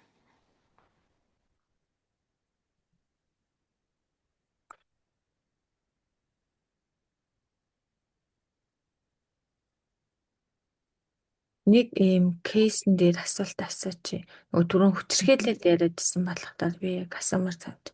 Жишээлбэл ах нь одоо нөгөө шизофрен гэдэг аль хэдийн онштой тэгээд яг өсвөр насны дүүгээ дарангу одоо юу гэдэг хүчирхийлдэг тий зодтой дээрлэгдэг. Тэгээд тэр бол яг нөгөө сургуулийн орчинд биш болохоор зүгээр ингээд хуваараа гэр бүлийн орчноос ирж байгаа байхгүй. Тэгээд яг ээжтэйгээ амьдэрдэг. Тэгээд ээжийнх нь хувьд одоо нөгөө мэдээж одоо үнэхээр тэр ахийнх нь асуудал хэцүүцэн үед бол ингээд эмнэлэгт аваачаад өгчдөг смут даасан. Тэгээд мэдээж одоо хүн арай гайгүй болоод тэрхлээр нь зэрэг ч юм ингээд буцаагаад аваад ирдэг. Тэгээд ингээд байнгын одоо сүүлийн 3 жил шахуу юмд байгаад байгаа гэдэг хүүхдийг одоо нөгөө би бол мэдчихлээ шүү дээ тий. Тэгин гут ээж нь аль хүлэн зөвшөөрсөд тэгээд одоо би хүүхдээ энэ хүүхдээ ингээд ямар ч байсан сэтгэл зүйчд ингээд сургалтанд хамруулад явж байна гэдгийг гээд би одоо энэ асуулт мэдээд байна гэж мэдээд байгаа боловч том хүү дээрээ одоо байнга тэнд аваачаад орхиж эсвэл нөгөө яхаа мэдэхгүй байгаа гэдэг зүйлийг асуужсэн. Тэгээд би тэн дээр байсан гэдэг одоо бодонгууд магадгүй бид одоо юу гэдэг хороо хорноос нь мэдж байгаа юу гэдэг асуултыг энэ бүгднийг асуусан л та. Жишээлбэл одоо нөгөө хамтрагч байгууллага тэгэхээр мэдж байгаа энэ дээр бол нэг иймэрхүү юм байгаад байдаг. Тэгээд бид нэр бүр юу яасан үед хүндэрсэн үед нь л шууд ингээд дуудаад аваачаад өгдөг. Энд дээр юм байгаад байдаг. Тэр тохиолдолд тиймэрхүү кейс дээр яг бол гол нь тэр шизофрентэй ах нь олдмол юм болоо төрөлхийн юм болоо? Олдмол. Олдмол гэхээр одоо ямар зүйлээс үүдэлтэй? Гэр бүлээс үүдэлтэй юм уу? Гэр бүлээсээ үүдэлтэй юм билээ ер нь л. Тэгээ нөгөө хойт аав байсан. Тэгээд яг хуу хойт аав нь зоддог барьдаг янз бүр байж байгаа л тэгээд хойт аав нь бол бурхан болцсон л юм билээ дээ. Зөв. Архуу тэр тэгээд тэр тухайн ах нь бол тэгээд сэтгэл заслын эмчилгээ янз бүрийн юмд явж байгаа юм уу те? Явж байгаа. Эдгэрэх боломжтой юм уу? Тий, ер нь бол боломжтой одоо арай дээр болж байгаа гэж хэлсэн гэд гэртээ гарсан л Мгм. та. Гэхдээ байж байгаа л нөгөө гинт хөдөлдөг тэр үедээ бүр дүүгээ Мгм. ингээд янз бүрээр ялгалж зодоод ингээд айгуу томор Аа, гинтийг гол нь тохиолдлоо. хүчирхийллийн хэлбэр нь зодоод байна тий. Тийм Зодоод гайхалтай байдлаар. тий энэ тэнд нь гимтэй ч гэсэн энэ төр тохиолдол. Бүр Аха. үнэхээр хүнд гимтэж байгаа тохиолдолд бол ингээд ээж нь смут руу ч юм уу эсвэл нөгөө дуудаад явуулцдаг юм байна л да. Тэгэл одоо нөгөө ээж нь ярьж байгаа дээштэй нь болцохлоор ээж нь ярьж байгаа шалтгаан нь болохоор одоо хүний хүүхдийн болохоор би чи ингээд хэсэг өгөн тэгэл арай гайгүй боллоогийн гут нь уйлцдуулаад очиод аваад ирдгээ л гэл. Хүчирхийлэл чинь өөр айгүй их эрсдэлтэй. Дээрэс нь сэтгэл зүйн гэмтэл үлдээх магадaltaй. Тэгээ хүчирхийлэлд өртөхөөр хамааралд орчдөг. Магадгүй нөгөө нэг дүү өөрөө хамааралд орох үе одоо жишээлбэл юу гэдэг нь хүчирхийлүүлдэг чинь хамааралд орох гэж юм байдаг шүү дээ тий. Одоо жишээлбэл энэ ингээл миний ах л учраас би одоо хүчирхийлэлд өртөх ёстой юм байна. Ах л учраас төвчээд өнгөрөх ёстой юм байна гэж бодож байгаа бол хүчирхийлүүлдэг чихээ хамааралд орж эхэлж байна л гэсэн үг. Ахаа учраас төвчээд өнгөрөх ёстой, нэг удаад нь зүгтаад өнгөрөх ёстой, нэг удаа уурлаад тэр одоо 5 минутын 10 минутын тэр хүчтэй ууралж байгаа үед нь гэдэг аргацаагаа даргалаад өнгөрөх ёстой гэж байгаа хэв маягууд бол хүчирхийллийн хамааралд өртөж байгаа байдал. Тэр охины хувьд бол бас эрсдэлтэй л гэж үзнэ. Тэгээ энэ хугацаанд одоо тусгаарлах байх юм болов уу? Янз бүрийн арга хэмжээ байх юм болов уу? Хэр үр дүнтэй ажиллаж чадж байгаа юм болов уу? Тэр одоо ахтай нь эрсдэл буурах хэмжээнд. Одоо л Тэгээ хүчирхийл үйлдэгчийн дам хамаарал гэж байдаг. Одоо жишээлбэл донтолттой хүмүүс байгаа тий архины донтолт, архины хамааралтай хүмүүсийн гэр бүлийн гишүүд нь дам хамааралд өртөж идэг, дам хүчирхийлэлд өртөж идэг гэж үздэг. Тэгэхээр тэр охин дүү бол хүчирхийллийн золиос, хүчирхийллийн хүлээн зөвшөөрөгч хамааралд орох магадaltaй учраас охиныг бол эрсдэлтэй нөхцөлд байна л гэж үзнэ. энэ тохиолдолд одоо сэтгэл зүйчийн хувьд нь яах ёстой вэ? Давхар бол охинд бол зөвлөгөө явагдана, шаардлагатай бол үнэхээр тийм хүчтэй, ноцтой тийм эрсдэл байгаа бол тусгаарлах шаардлагатай л гэж үздэг. За баярлалаа. Айхтар тэгж гимтээж бэртээдэг бол одоо тусгаарлах ёстой л гэж л үзэх бах та. Тэр нөхцөл байдлууд яаж явж байгаа юм бол олдмол ихээр бол гэр бүлийн нөхцөл байдал ээжид ч гэсэн тэр нөхрийн сүйдэлтэй бас сэтгэл зүйн гэмтэл янз бүрийн гэр бүл нөлөөтэй сэтгэл зүйн гэмтлүүд бол байгаа л гэж үзэх юм байна тий. Тийм байлаа. Ээж нь бас эмчилгээнд яваад байгаа юм шиг лээ.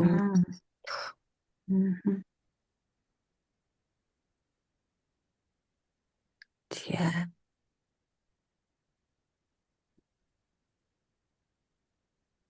За өөр асуултууд байгаа юу? Дараагийн нэг юм нь ер нь яах аргагүй нөгөө хүүхд ингээ хүчирхийлд орох ч юм уу. За зүгээр ингээд хүүхд янз бүрийн сэтгэл зүйн асуудлууд, сэтгэл зүйн гэмтлүүд, шарах интерес болоод яах аргагүй буцаал ярихаар чинь яах аргагүй гэр бүл татагдаж орж ирээ. Гэр бүлийн асуудал руу ороод байгаа шүү дээ, тийм. Тэр тохиолдолд эцэгтэй яаж ажиллаж байгаа вэ? Тэр туршлагаасаа надад бас хаалцаж бүтээдэг. За эцэгчүүд бас нөгөө нэг хүчирхийлэл үлдээд байгаагаа хүлээн зөвшөөрдөг шүү дээ, тий. За би ярих удаа гэдгээ хүлээн зөвшөөрдөг. Тэр чинь л одоо насан туршидтай ажиллах чинь хамгийн чанга асуудлуудын нэг байдаг та. Сурсан занг сураар яаж болох вэ гэдэг шиг тий. Мэдээж нөгөө нэг асуудалтай байгаагаа хүн хүлээн зөвшөөрж сэтгэл зүйн зөвлөгөөнд хамрагдах хад бэлэн болтгоо гэж үздэг тий. Асуудалтай байгаа хүлээн зөвшөөрч чадахгүй бол сэтгэл зүйчид хичнээн хандаад хичнээн удаа төлбөр төлөөд явсан ч бас нэмэргүй байдаг. Тэгэхээр эцэг эхчүүдэд яаж ажилтдаг вэ гэхээр хүүхд дээр нь аягүй сайн тулгуурладаг. За жишээлбэл миний хувьд проектив аргыг ашиглаад одоо гэр бүлийн зураг зурулаад гэр бүлийн зургийн дүгнэлтээ гаргаад эцэгчүүдэд нь маш сайн одоо юу гэдэг. За энэ бол нөө сэтгэл хөдлөлтөй ажиллана гэсэн үг тий. Нөгөө углуурхад нь байгаа сэтгэл рүү өнгөнө гэсэн үг шүү дээ тий. За энэ бол таны хүүхдийн зурсан зураг байна. Үнэхээр гоё гэр бүлээ зурд юм байна. Үнэхээр одоо гайхалтай зурж чадлаа. Айгүй хичээж одоо цаг нараа зарцуулаад тий. Одоо гэр бүлээ шин сэтгэлээсээ 30 минут 40 минут гаргаад өнгө будгаар ялгаад ингээ будлаа гэд нөгөө эцэгчүүдийн сэтгэлд нь хүрэхээр ярилцаад за тэгээ гол асуудал руугаа ордог. За энэ зургнаас харах юм бол ерөнхий зургийн байдал доошоо чиглэсэн байдалтай байна. Доошоо чиглэсэн байдалтай байна гэдэг маань хүүхэд өөртөө үл итгэлтэй байна, өөртөө итгэхгүй байна. Энэ хүүхдийг дэмждэг хүн бага байгаад байна. Тэ. За энэ хүүхэд хитрхи их тод зургастай зурсан байгааг та ажиглаж гинүү те. Жохон төгшүүр байх гэдэг юм уу да. Төгшүүр жохон байгаад байна. Төгшүүр хаанаас үүсээд байгаа юм бол төгшүүртэй хүүхэд угаасаа өөртөө итгэлгүй байдаг. Өөрийгөө бусдад илэрхийлж чаддаггүй. Тэ. Юу гэдэг ямарваа нэг юм хийх гэхээр араас нь итгэлгүй байдалд доош нь татчихэдэг. Тэгэхээр аав ээжийн, ах эгчийн, гэр бүлийн дэмжлэг жоохон хэрэгтэй байгаад байна. Магадгүй та хэдэд ойрын хугацаанд тий жоохон зөөлрүүлээд асууж болно. Ойрын хугацаанд гэр бүлд чинь сэтгэл санаанд хүчтэй нөлөөлөхөөр маргаан зөрчил янз бүрийн юм гарсан уу? Тэр магадгүй хүүхдэд маань нөлөөлсөн байж болно. Нүдийг хитрхи томоор зурцсан байна. Гарыг хитрхи ингээд томоор зурцсан байна. Тэгтэл энэ одоо зураг бол их гоё өнгөлөг, гэр бүлээ хайрладаг, гэр бүл бол миний хамгийн гайхалтай үн цэн гэдгийг мэдэрсэн хүүхд байна. Танд үнэхээр хайртай мэн гэдэг ч юм уу. Тиймэрхүү арга барилаар нэлээд одоо зөөлрүүлж, уйруулж, зөөлөн байдлаар нөгөө нэг хатууг нь хэлэх ч гэдэм үү те. Нэг тиймэрхүү арга барилаар бас явдаг да.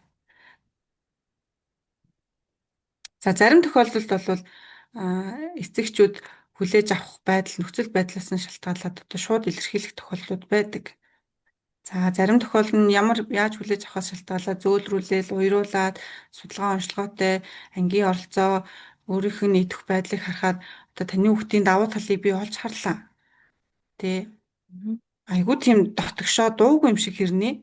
Айгуу их тийм дотоод мэдрэмж ихтэй, бас үзэл бодлоо айгуу сайн илэрхийлж чаддаг их буур суурьтай юм байна гэдэг ч юм уу тий. Тэгэхээр жоохон хөгжүүлээд дэмжиж өгвөл айгуу сайн өөрийгөө илэрхийлэх манлайлагч магадгүй болж чадах юм байна гэдэг ч юм уу тий.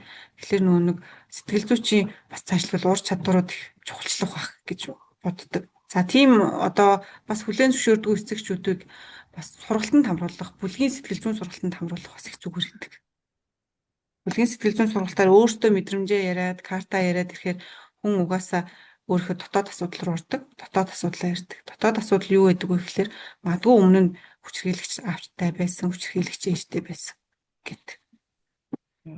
Тэрнээр нь тулгуурлаад та хүүхдээ одоо хүчирхийлж ээж магадгүй, хүчирхийлдэг байж магадгүй юм шиг байгаа даа.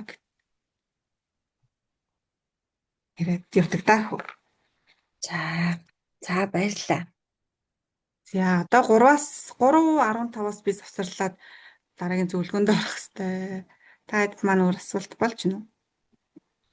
Зөвлөгөөнд чинь хөндлөнгөөр ажиллалт хийж болох уу? Болно. Гэхдээ одоо бол би уулзах хүүхдтэй хэлээгүй учраас, мэддэггүй учраас Ер нь болох юм байна тий. За манай хэд мөнгө чимгийн утсыг аваад мөнгө чимэг боломжтой бас чамаас манай хэд туршлах янз бүрийн асуух. Дээрээс нь та хэд ингээд зөвхөн асуух биш. Мөнгө чимгийн ажилд нь бас ингээд тусдсан болоод хамтраад эсвэл өөрөө чаддаг мэддэг юм онлайнаар ингээд хийвэл бас зүгээр хөө за. Та ч ингээд бас цагаас хугацаад бидэрт ингээд зүгээр. юу Мөнгө чимэг Facebook-ийнхаа линкийг бас өгөөч. за. мөнгө чимэг тэгээд онлайнаар манай хүүхдүүдэд хамтарч юм хийж болох уу? Боломжтой юу? Санал тавиул боломжтой шүү дээ. Би өөрөө бас манай хэд холбогдсон шүү за. аж ахуй нэг жалбан байгууллагатай бас хамтарч сургалт янз бүрийн юмнууд явуулдаг болохоор хамтрах юм боломжтой. Яг өөрөөсөө чадах юм дээр. Тэгээд тэрэн дээр манай мөнгө чимэг бас үнэлгээ өгöd над руу бас явуул бас зөв. Өөртөө ирээд дадлах хийсэн ч болно. Тий, болгоны аймгийн төв дээр аваад нэг очиод 1-2 өдөр ажиллахад л болно шүү дээ. Цас. Боломжтой. Би чинь линкээ яаж хуулах вэ? За би юу яач чиний фейс хаягийг чатын зургийг нийтлэлт явууч тий. За тэгвэл Надаас дуусахгүй. За тэгээ байж байгаа. Миний нэг асуух зүйл нь юу гэхээр одоо ингээ хүүхдийн сэтгэл зүйтэй холбоотой ер нь Монгол даяар сэтгэл зүйн дандаа сөрөг тал их байгаа шүү дээ. Одоо янз бүрийн хүчирхийлэл, донтолт, эмгэг гэх тий. Яг сургуулийн сэтгэл зүйчээр ингээ ажиллаж хахад аль нь нэг эерэг тийм зүйл ер нь хэр вэ? Боловсролын сэтгэл зүйчээр ажиллахын эерэг зүйл нь үү? Үгүй одоо энэ хүүхдүүдэд үйлчлүүлэгч сурагчдын дунд эерэг зүйл байна уу? Ер нь дандаа анхаарал татгал юмнууд байна уу? Эерэг зүйлүүд байна шүү дээ. Эерэг зүйлүүдийн одоо сүүлийн 21-р зууны хүүхдүүдийн эерэг зүйлүүд нь маш сайн өөрийгөө мэдэрдэг болсон. Өөрийгөө юу сонирхдгоо, би ямар үзэл хандлагатай вэ гэдгийг аягүй сайн мэддэг болсон. Тэгээ бид нар шиг нөө хуучин бага нас шиг одоо юу гэдэг ямар нэгэн аав ээж багш гэдэг зүйлээр хязгаарлагдах болсон. Эрэл хайгуул хийх, судалгаа хийх юм нь маш их нээлттэй болсон. Сошиал ертөнцийн маш их нээлттэй болсон. Тэгээ түүгээр дамжуулаад нийгмийн орчноос хүн бас өөрийгөө төлөвшүүлж байгаа. Тэрнтэй холбоотойгоор хүүхдүүд маш сайн өөрийгөө мэддэг, мэдэрдэг. За сэтгэл зүйчэд хандаагүй байхдаа өөрийнхөө сэтгэл зүйн онцлогоо бид нар бол хүүхдүүд маань бол танин мэддэг болоод IPP ч гэдэг юм уу тэгээ зан төлөвөө тодорхойлоод мэддэг болчиход байгаа. Тэр нь бол маш их давуу талтай. За баярлалаа. Чимээ мэдээ гарахтаа нөгөө хост над руу шилжүүлээд гараараа тэгвэл бүгд чинь. За Тэгээ ойлоод дараанд жижигтэй холбогтой. энэ host tools гэдэг рүү орох нь зөв үү? Чи одоо яг нөгөө participants гэдэг нөгөө бидний нэр сууз хүний зурагтай. Тийм ээ. Тэрэн дээр дарахаар ингээд чиний нэр дээр хоолцсон байгаа. Яг ардлынх нь тэр дарахаар нөгөө 3 цэгтэй юм гарч ирнэ. Тэрнийхэн доор нь дарахаар host гэдэг нь миний нэр дээр дарж байгаа л эхний миний нэр дээр дарж агаад 3 цэг дээр дараад host гэдэг нь өгч. За. Make host. За хараад ханаад руу. За та хартаа. За болцсон. За тэгээд баярлалаа ч юм. За тэгвэл би гарчих уу? Баярлалаа. За баярлалаа. Баярлалаа. За юм ойлгосон уу? Ойлгосон. Тэгээд зураг сайн аваа шүү. За таад. Тэгээд дээрэс нь багш нь дахиад нэг 2 3 сэтгэл зүйчээр ингээ онлайн уулзтыг таад ингээ боломжтой бол очиж бас яг онцлогоог яаж хийдгийг эдгээр ингээ бас үзэх боломжтой тийм сэтгэл зүйч олдсон байгаа. За хагасаа өдөр Тэнгис кино театрын тэнд нэг ууган цэцэгэд манай сургуулийг төгссөн Монгол өрхөд ажиллаж исэн хүчирхийлэгчийн хохирогч нарт ингээ ажиллаж исэн сэтгэл зүйн зөвлөгөө өгч өөрөө одоо би дааж нэг офис аваад ажиллаж байгаа. Тэгээд яг ажил дээр ирээд онцлог яаж хийдгийг нь үзэж олно. Эсвэл онлайнаар яг ийм маягаар ингээд яаж олно гэсэн байгаа. Би нэг 3 4 сэтгэл зүйчтэй холбож өгөн таад. Тэгээд та эндээс нөгөө нэгдэх чиглэл илүү сайн ойлгоно шүү дээ. Сэтгэл зүйчтэй ажиллах, сэтгэл зүйчийн ажил, зураглал, өдрийн тэмдэглэл, тэгээд нөгөө төлөвлөгөө, тэгээд сэтгэл зүйчийн нэг өдрийн зурвал гэдэг энэ юмнуудаар илүү сайн яхахын тулд ингэсэн байгаа шүү. За ийм хийж байгаа. За тэгээд би бас ингээд та нарт бас өөр юу хийхийг хүссэн бэ гэхээр одоо яагаад би ингээд олон төрлийн юм руу яваад байгаа юм гэдэг талаар бас жоохон тайлбар өгсөн дээр хаа. Одоо та тэр сургуулийн сэтгэл зүйчдээр ажилласан бол зөвхөн сургууль дээр л ажиллана. Тэ? Эсвэл нэг өөр байгууллагын нэг сэтгэл зүйчдээр ажилласан бол зөвхөн байгууллага дээр л ажиллана. Тэгэхээр мэрэгшүүлэх юм танилцах дадлага хийж явахдаа та нар та нарыг яагаад заавал ийм олон юм руу явуулаад байгаа гэхээр сэтгэл судлалын мэрэгчлэн сэтгэл зүйч гэдэг чинь зөвхөн нэг орчин нэг төрлийн үйлчлүүлэгчд чиглэсэн юм үйл ажиллагаа биш. Энийг маш сайн ойлгох шүү дээ. Нэг орчин нэг одоо зорилттой бүлэг чиглэсэн үйл ажиллагаа биш. Нийгмийн маш олон давхарга, тэгээ олон төрлийн байгууллагууд, насны өөр бүлгүүд, амьдралын өөр нөхцөлтэй ийм хүмүүстэй ажиллах маш өргөн хүрээ тийм ажил мэргэжил гэдэг ойлгох хэрэгтэй таад. Энэ манай сурвалж төгсөж байгаа хүмүүс яг тэр талаас нь их ойлгох юм шиг санагдсан надад. Одоо мэргэжүүлэг танилцах дадлага хийж хамгаалж байгаа хүмүүсийг харж байгаа зөвхөн нэг төрлийн үндэд би зөвхөн хүүхдийн л би зөвхөн байгуулгын л ингээ яваад байдаг. Аль нь ч яг ийм өргөн хүрээтэй мэргэжил. Яг бол байгууллага дотор ч гэсэн амьдралын хөвд, насны хөвдөж бүх юмар өөр хүмүүсээ сургууль дотор ч гэсэн тийм байна. Тийм учраас танилцаа болон мэргэжүүлэх дадлагыг зөвхөн нэг байгууллагад хязгаарлах биш. Олон байгууллага, олон зорилттой бүлэг зохион байгуулах нь яг та нарын өөрөө чинь мэргэжлийн хөгжилд илүү бодиттой, илүү үр дүнтэй гэдэг үднэс би юм хийж байгаа. За. Миний гол зорилго нь юм байна. За тэгээд та нарын дадлагынхаа явцад хамт наснуудтай холбогдсон, эмнэлгийн ажлуудтай холбогдсон, төрийн байгууллагын албан хаагчтай холбогдсон, сүм хийдийн одоо тэр нөгөө лам нартай холбогдсон тий байгууллагын ажилтнууд энгийн иргэдтэй хүртэл ингээд өөр орчин, өөр соёл, өөр сэтгэл зүйн хэрэгцээтэй хүмүүстэй ажилласан байгаа. Надад дадлага хийж байгаа хүмүүс бүгд ийм байдаг. Технээс ингээд явж байгаа. За тэгэхээр энэ нь болохоор аюу хөөхөр сэтгэл зүйн мэдлэгийг амьдрал дээр хэрхэн хэрэгждгийг л боддоор ойлгох нөхцөлийг л багш нь бүрдүүлээд байгаа гэсэн үг. Энийг маш сайн ойлгоод өөртөө тайлан дээр бас аюу сайн тусгаж бичиж шүү.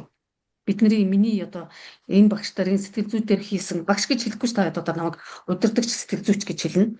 Тэгээд удирдах сэтгэл зүйдээр ажилласны давуу тал нь ялгаа нь энэ одоо юу гэдэг онцлог нь ийм байсан гэдэг. За тэгээд танилцах дадлагын гол зорилго нь болохоор сэтгэл зүйчийн мэргэжлийн ерөнхий дүр зураг ямар байдгийг, ажлын орчин ямар байдгийг, үйл ажиллагааны чиглэл нь ямар байдгийг ойлгоход оршдог тийм учраас энэ олон байгууллагт ажиллах дадлага чинь мэргэжлийн өргөн хүрээг ойлгоход туслана нэгдүгээрт. Бүгдээрээ тайлан дээр өөр өөрсдөө хөгөөрө бичнэ гэсэн үг. За тэгээд одоо та нар оюутан сэтгэл зүйч дадлагчигч сэтгэл зүйч зөвхөн зөвлөгөө өгдөг хүн. Та нар болохоор юу гэж ойлгодог вэ гэхээр сэтгэл зүйч хүн бол зөвхөн зөвлөгөө өгдөг хүн гэж ойлгож болохгүй.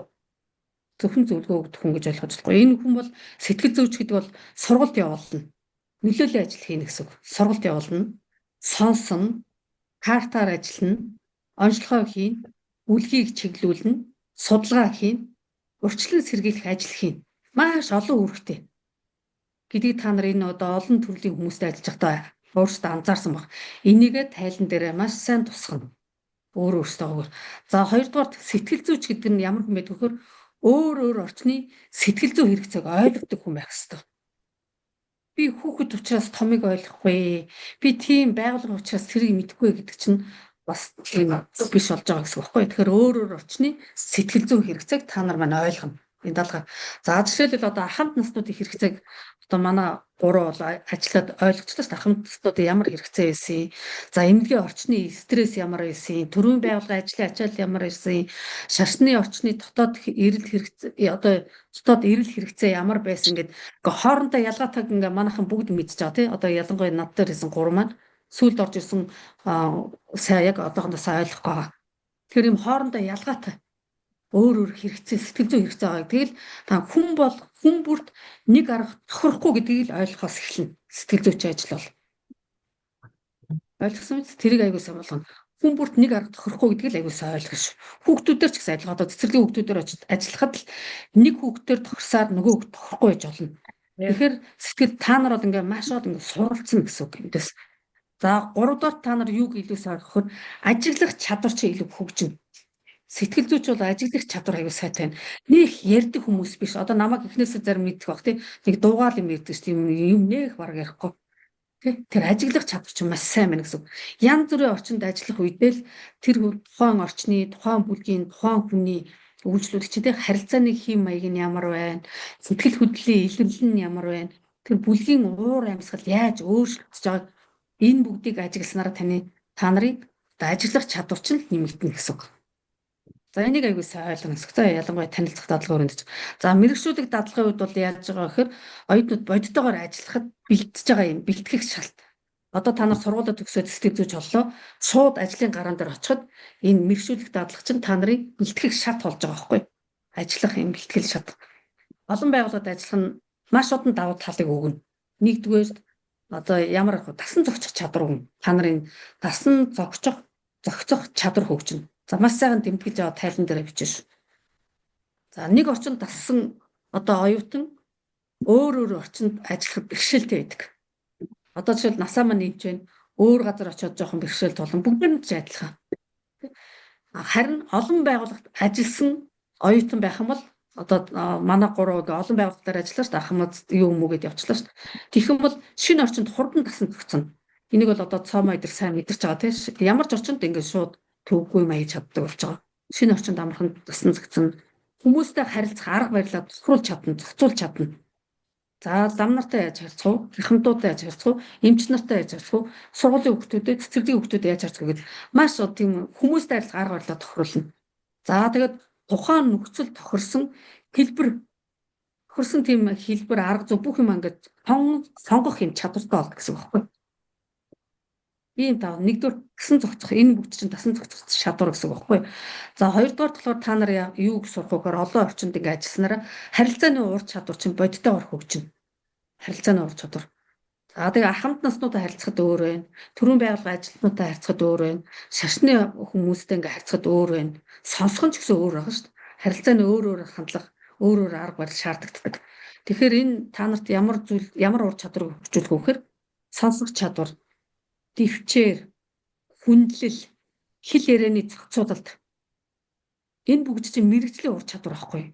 Та нарт ийм мэрэгжлийн ур чадварыг хөгжүүлнэ гэсэн үг. За 3 дугаар та нарт сэтгэл зүйн аргуудыг уян хатан хэрэглэх юм чадвартай болно гэсэн үг. Нэг байгууллагт ажиллах, олон байгууллагт ажиллах ингээ ялгааг би гаргаж өгч байгаа шүү багш. За сэтгэл зүйн аргуудыг уян хатан хэрэглэх ийм чадвар болно. Картаар ажиллана, сонсно, богино сургалт явуулах зэрэг аргуудыг хэрэгжилж шүү дээ. За ахмад настанд нэг янзаараа эмнэлгийн ажилтнуудад өөр байгууллагын хамт олонд өөр хэлбэрээр юм ашиглах шаардлага гардаг. Та нар яг ингээ хамтуудад хэрэглэсэн юмыг эмнэлгийн ажилтнанд юм уу, цэцэрлэгийн хөгжөлт юм уу, байгууллагын хамт олонд боломжгүй. Тэр нөхцөлд тохируулж ингээ хийдэг ийм чадвар сурна. Тийм шаардлагатай байдаг угаасаа. Тэгэхээр эн чинь юу гэсэн хөхөр та нарын мэрэгжлийн уян хатан сэтгэлийг хөгжүүлж гинэ л гэсэн үг. Тэр сэтгэл зүйч бол ингээ мэрэгжлийн уян хатан чадвартай байна гэсэн үг. За тэгээд та бас нөгөө мэрэгжлийн чиг баримжаа чи илүү тодорно. Та нар ингээ олон орчинд ингээ ажилласнараа би ахмадын чиглэл дээр илүү ажиллах уу, байгууллагын сэтгэл зүйдээр ажиллах юм уу, хүүхдэд ажиллахад би илүү бохирж гэнэ үү гэх мэт ингээ өөрийн мэрэгжлийн чиглэлээ илүү тодорхой татаагаар ойлгож сонгох юм боломжтой болно гэсэн үг. Олон юм хэлээрч. За ингээд та нар ингээд олон орчинд ингээ ажиллах энэ дадлага чинь зөвхөн ур чадвар биш ээ бас. Хувь хүний та нарыг чи өөрөө чи хувь хүний хөгжүүлж гэсэн бас нөлөөлнө. Та нарыг чи хувь хүний тоо тэр хандлага чинь нөлөөлнө гэсэн. Жишээлбэл одоо юу хүмүүсийн амьдралын ялгаатай нөхцөлийг ойлгох сурна. Ялгаатай нөхцөлийг. Та нар тэр хүмүүс янз бүрийн ялгаатай нөхцөлд амьдраа гэж болно, мэдрээ гэж болно. Гэтэ та нар ойлгох сурна. Тэр ялгаатай нөхцөлийг ойлгох сурна. За тэгээд өөрийнхөө давуу болон сул талыг танина бодтойгоор. Өөрийнхөө давуу болон сул талыг. За тэгээд төвчээр хүндлэл яс зүйн хандлага чинь төлөвшнө. Зарим оюутнуудад төвчээр байгаа мөртлөө хүндэлдэггүй. Зарим оюутнууд төвчээр хүндлэнд байгаа мөртлөө яс зүйн хандлагыг буруу төлөвшсөн юм байдаг тийм. Тэгэхээр энэ чинь ингээд зэрэг төлөвшнө. Тэгээд дээрэс нь мэрэгжлийн хариуцлагын мэдрэмж чинь илүү хөгжинэ гэсэн үг. Тэгэхээр эцэлж дүгнэж хэлэхэд багш нэг хэлэхээр олон байгууллага, олон зорилт бүлэгт ажиллах дадлага чинь та нарт чамд сэтгэл зүйчийн мэрэгжлийн бодит зургийг одоо бодит дүр зургийг ингээд тод харуулах, за өөр орчин тасан зохицох, хүмүүстэй зөв харилцах, өөрийнхөө одоо нэг мэрэгжлийн арга барилаа уян хатан хэрэглэх чадварыг хөгжүүлнэ. Энэ ч л одоо танилцаа болон мэрэгшүүлэх дадлага гол ач холбогдол байгаа байхгүй. Тэгээ цаашид мэрэгчлэр ажиллах одоо гол бат суурь болно гэсэн үг. Ийм зорилгоор ингээ багш нь олон юм хүмүүс рүү явуулж байгаа гэсэн үг шүү дээ. Тэгээд одоо та хэд ингээ хоорондоо бас зүүн муулцалт хийж агаад хоорондоо яриад тэгээд яг ингээд юу яаж бодлого саналаа солилцож болно. Дадлагынхаа ажлынхаа хүрээнд танилцах дадлагын хүрээнд ажиллаж исэн мэрэгшүүлэх дадлагын үед ингээд дадлага хийж нэг сэтгэл зүйчдэр дадлага хийж исэн бид нар өөр хоорондоо бас ингээд мэдээлэл солилцох, санал бодлоо хуваалцсан юм уулздаг бас хийсэн гэж болно шүү дээ. Яагаад болохгүй гэж. Тийм ерөөсө сургал байдаггүй шүү дээ. Тэгэхээр ингээд бие биенээсээ суралцах, бие биенээсээ ойлгох зүйлүүд гарч иж байгаа гэж яг тэр юм яг сайн ойлгохгүйсэн чинь тэр ярьсан чинь нэрээ тэр юм биш тэгээд ойлгох. Тийм зүйлийг эдгээр ингээ хийх хэрэгтэй гэсэн. За тийм учраас ингээ та нар өөрсдөө зохион байгуулалтаа хийгээд дотроо нэг чат үүсгэх юм уу. Тэр чатан дотроо намайг оруулна. Би тэгтээ бүх юмд хэрэгтэй юм руу ч би орч чадахгүй. Тэгээ яг надаас юм асуугаад меншн хийвэл би хариулна. Меншн хийхгүй би тэр 10,000 чатнууд байгаа учраас заримдаа төөрөөд ангийнхаа чат хүртэл арай гэж олддог. Хоёрын дэ гэж олж ирдэг. Тиймэрхүү маяг айлна. Тэгээд мөнгө чимээг, ууган цэцэг өөр хин бэ миний холбогдсон сэтгэл зүйч нарт та нар бас давхар ингээ өөртөө хуваараа олдоод тэднээс ингээ юм асуу тэдний цагийг битгий өрөөрэй заяа. Би миний зүгээс би ийм хийвэл ингээд та ингээд энэ дээр гоё зөвлөгөөгөө дэмжлэг өгөөд яцлах уу гэд дазгын хугацаанд ингээ асууж олно гэсэн үг. Би ер нь та нартай жоохон хүндэг гайгүй ёс зүйтэй харьцах сэтгэл зүйч нартаа л холбож өгч байгаа ш. 10,000 сэтгэл зүйч нар байна. Яг ингээ та нарт хэлчихээр ингээ зарим сэтгэл зүйч нар харан байдаг ш юм а хэлэхгүй тий. Дээгүүр ингэж яваа та нарын ойлгох хэлээр чи ярихгүй ингээ яваад байна. За нэгдүгээр тийм байна. Хоёрдугаар та нар зүгээр яг хэрэг дурлаад ангийнхаа хин нэгэнтэй ингээд нэг байгууллагатай зөвхөн нэг байгууллагатаар дадлага хийж байгаа хүүхдэд ингээ уулзаад үз. Яг ингээд ингэснээрээ та нар өөрсдөө давуу болоод сул талаа илүү сайн мэднэ. Ингэснээр та нар өөрсдөө хийж байгаа тэр дадлагын хүрээнд хийж байгаа ойлгож байгаа тэр зүйлийнхаа давуу болоод сул талаа аюу сайн мэднэ гэсэн. За ингээд та нар ингэх юм бол та нарт өөрсдөө ч нөгөө итгэл үнэмс аюу сайн төрнө штэ. Итгэл үнэмс маш сайн төрнө. Сэтгэл зүйч өөр ингэсэн итгэл үнэмшилтэй байх хэрэгтэй. Тэр итгэл үнэмшлээ босгохын тулд устдаас ингээд туршлага судалж ярилцчиж өөрөө давуу болон сул талаа мэдчиж итгэл үнэмшил төрнө. Тэрээс ганцхан давуу талаар нь олж хараад тэгэх юм бол энэ чинь нөгөө эго олч нөгөө хувийн хөгжил илэрхийлэх ярих юм бол ганцхан сул талаа харчих юм бол өөрийгөө үнэлэхээ болж байна. Өө би одоо яаж хамгаалах ч гэх юм. Гэх мэтэр ингээ хийж заа. За тэгээд манай та нарын агаа эгээ нар чинь байгаа мэрэгшүүлэлт дадлах гэж одоо төгсөж байгаа Цолмонбаатар байна, Насан жаргал байна.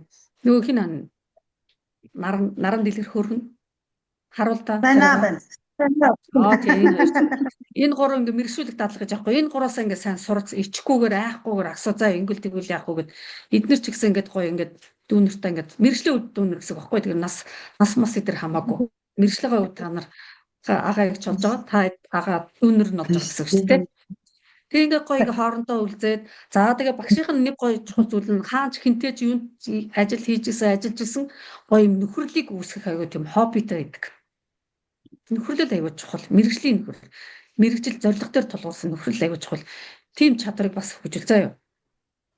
Заавал ингээд би нэг байгууллага сэтгэл зүйн зөвлөгөө өгөөд сургалт явуулснаар би тэр байгууллагын хүнийг ганц нэг хүнийг таньдаг биш байхгүй юу? Одоо зарим хүмүүс тэгдэж та угаасаа ингээд нийгэмд амар танилтай аягүй нөлөөтэй. Тэр танилуучи эхнээсээ алга болж ин тэтгэврт гарах нь гараад ажиллаа өгөх нөгөө явж байгаа тийм. Тэгэхээр эн чинь баталгаатай биш байхгүй. Хамгийн чухал зүйл нь юу гэхээр хинтээч юу хийжсэн богино хугацаа урт хугацаа хамаагүй сайхан нөхөрлийг үүсгэх.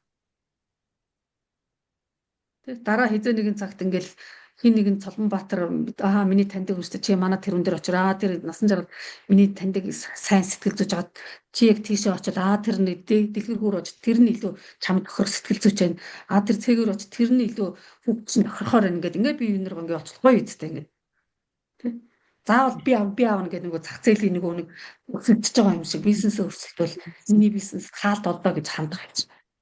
Тэгэж би ч гэсэн тэгдэс би бол яг энэ тал дээр тэр нь л илүү сайн уу чи тийш гаад явчих гэлдэг. Тэгснээр би ядуураагүй. Энэ ч л яг мэрэгжлийн ёс цаахгүй. Энэ ч л сайн мэрэгчлэн болно гэсэн. За тэгээд хагас өдөр би дахиад линк өгнө. Эсвэл цэгийн линк үүсгэж. Тэгээ би ууган цэцгээд байгаа. Их нэлээд бас юм сурсан ойлгос. Бүр ингээд яг та нар шиг мэрэгчлэр өөрөө ингээд дадлах хийж ажилласан нэлээд хүн салбар дээр илүү их ажилласан хогш нартай ажилланад чинь чангас тас. За тэгээд би өөр бас нэг ганц нэг сэтгэл зүйч байна уу? Сайн нэг чадвал нэг 3 чадахгүй бол 3 чадвал нэг 4 хүнтэй та хэд холбож өгнө. Эхний нэгдүгээр чиглэлийг мэдж байгаа шүү дээ. Өдөртөмжөөс уншсан мэт. Өдөржимжийн заавал хийх ёстой төлөвлөх ёстой эхний нэг хийж би ингээ хангаж өгч байгаа. Үстэй та нар өөрсдөө хийн. Одоо баг хийц. Одоо тэгээд мэрэгшүүл дадлах хийсэн 3 удаа тайлан дээрээ сууна. Гавкер бас тайлан дээрээ суун нэлээд явцсан цэглэлсэн байгаа. Тайлан чинь өдрийн тэмдэглэл чинь заавал гар бичмэл ноортой авах ёстой шүү. Тэр ноорыг хавсралтанд оруулна. Багш нар чинь чиний өдрийн тэмдэглэлийн ноорч хаана нэг асуув. Тэнгүүд нь компьютер дээр чи наадаа хизээ бичсэн энэ мэдхий. Тэгэхээр заавал ингээ бичнэ. Гараар ноорлож чинь. Залхуурахгүй ерөөсөө залхуурчихгүй цаа. Залхуурхол юм бол та зөвхөн бэлэнчлэг сэтгэлгээтэй сэтгэл зүйч болно гэсэн. Хөгжихгүй сэтгэл зүйч бэлэм тайдаг. Тэгээд залхуураад байвал чат GPT-г ашиглахгүй амарч тайд буруу зураг хариулдаг. Тийм байна гэсэн. За гэсэн өөр асуух зүйл юу вэ? Гар тэмдэглэл гэдэг нь нөгөө нэг хуудсан дээр л өдөр алган тэмдэглээд явна гэсэн үг. Зөө өнөөдөр жишээлбэл ансаараа тавиал тэгсэн гэдэг. Тий, тэрийгээ тэгтээ дараа ад нь савсраад бас та 6 ингээд гар бичмдээ ингээд 6-аар ингээд хавсраад игэл илүү баталгаатай болно. Тэр нь дэвтэр дээрээ тэмдэглээд байгаа тэмдэглэл гэсэн үг. Тийм шүү дээ, дэвтэр дээр. Одоо та нар чи яадаг юм? Тэр удирдамжийн хуудсан дээр бичлээ тэр чи хураагаар авчих шүү дээ. Та нарт үлдэхгүй шүү дээ. Тэгээ үлдсэн ч та тэр нэг номын цэцрийг л мартсан заяа. Гар бичмэл дээр их дараа нэг хэзээ нэг цагт хэрэг болно шүү тэр чи гар бичмэлч. Окей. За тийм байна. Өөр асуух зүйл байна. Тэр нөгөө нэг уунаа сэтгэл зүйч рүү хизээ явж болох юм?